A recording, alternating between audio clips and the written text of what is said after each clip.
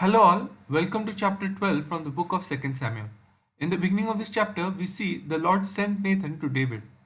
Nathan narrates a parable to David. In the parable, there were two men. One was rich and the other was poor.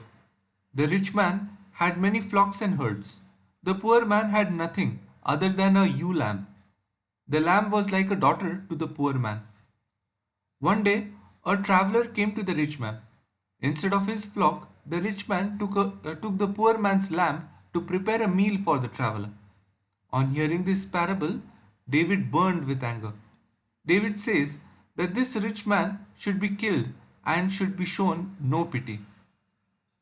Nathan says that David was the rich man in this parable. He says that the Lord protected David and made him king, but still David did what was hateful in God's sight. God therefore punished David. From that day forward, David would know violence and bloodshed among his own family members. David's wives will be taken from him and would be given to his neighbor. On a side note, we see that Absalom in the coming chapters would be this man. Coming back to this chapter, David repents for his sin and Nathan responds by saying that David will not die. However, the son from adultery will not survive.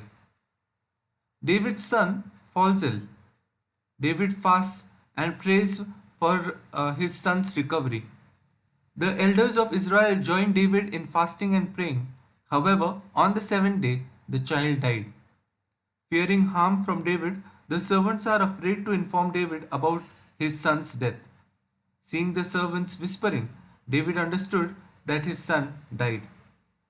He washed himself, changed his clothes, worshipped God, and broke his fast.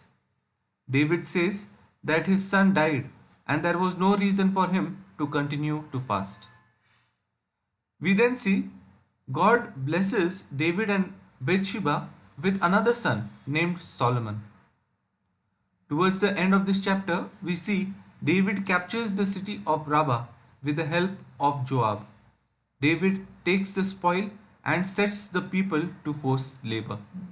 This is how the chapter ends. I hope you have enjoyed the video. Until next time, may God bless us all. Bye bye.